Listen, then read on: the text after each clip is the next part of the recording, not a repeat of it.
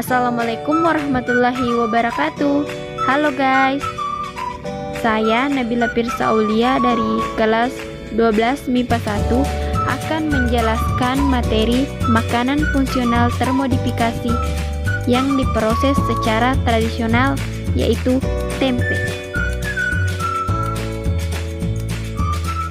Baiklah, kita awali dengan mengenal pengertian tempe dari berbagai sudut pandang.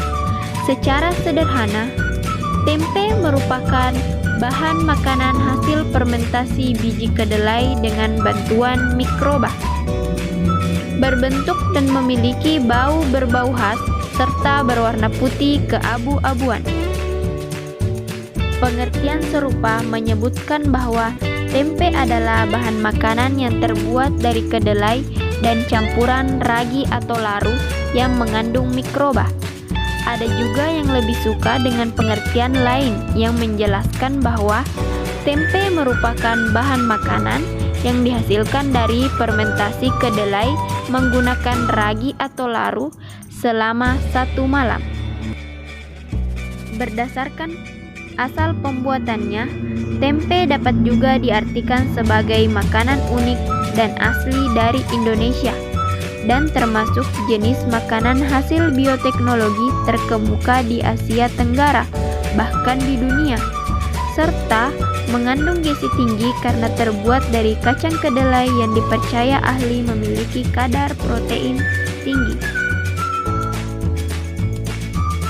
Hingga saat ini, belum ada data valid yang menyebutkan sejak kapan tempe dibuat dan menjadi makanan sehari-hari orang Indonesia, khususnya orang Jawa. Hanya saja pernah disebutkan dalam serat Centini terbitan 1815 di Keraton Solo bahwa salah satu budaya orang Jawa yaitu makan tempe. Artinya, tempe sudah dikenal jauh sebelum Indonesia merdeka. Dalam proses pembuatan tempe, jamur Rhizopus oryzae mempunyai peran penting. Jamur inilah nantinya yang menjadi cikal bakal terjadinya fermentasi pada kacang kedelai. Jamur yang ada dalam ragi ini sesungguhnya dapat diperoleh dengan 2 cara. Pertama, cara alami, yaitu memanfaatkan ragi daun terkandung dalam daun jati, daun waru, atau daun pisang bekas pembungkus tempe. Cara kedua, menggunakan ragi berupa tepung yang banyak dijual di pasar atau swalayan. Proses pembuatan tempe tidak sesulit yang dibayangkan. Aktivitas awal yaitu menyiapkan atau menyortir dan membersihkan kacang kedelai yang akan digunakan sebagai bahan dasar. Setelah itu, direbus setengah matang, lalu direndam dalam air bersih selama kurang lebih 12 jam atau semalaman. Tentu saja jika direndam pukul 6 pagi, maka pukul 6 sore perendaman selesai. Tujuan perendaman yaitu untuk menghasilkan kondisi asam sehingga dapat mencegah mikroba yang membusukkan makanan. Setelah perendaman, kacang kedelai kembali dibersihkan, lalu direbus hingga benar-benar matang. Langkah selanjutnya, setelah kacang kedelai matang, dibiarkan hingga dingin, lalu ditambahkan ragi atau laru tempe.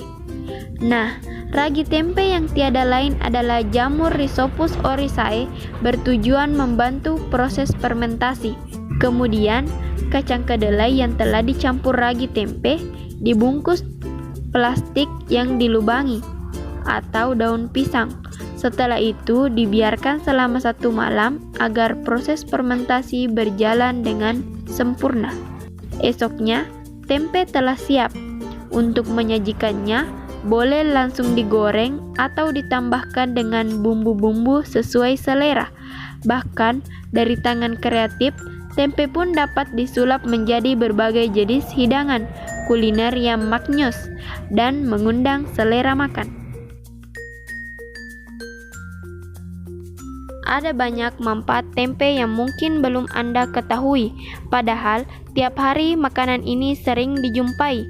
Berikut manfaat tempe yang dimaksud. 1. Tempe bersifat antioksidan dan mampu menghambat pertumbuhan sel-sel ganas, seperti kanker dalam tubuh. 2. Tempe bersifat antihemofilia, artinya mampu mencegah kecenderungan sel darah mudah pecah. 3. Tempe bersifat hipokolesterol, artinya mampu menurunkan kadar lemak dalam tubuh. 4. Tempe dapat meningkatkan kadar isoflavonoid, sumber vitamin B12, dan menurunkan kadar lignan sebagai senyawa kimia dalam tubuh manusia, berfungsi menyeimbangkan metabolisme hormon steroid. Sekian penjelasan dari saya. Sampai jumpa. Wassalamualaikum warahmatullahi wabarakatuh.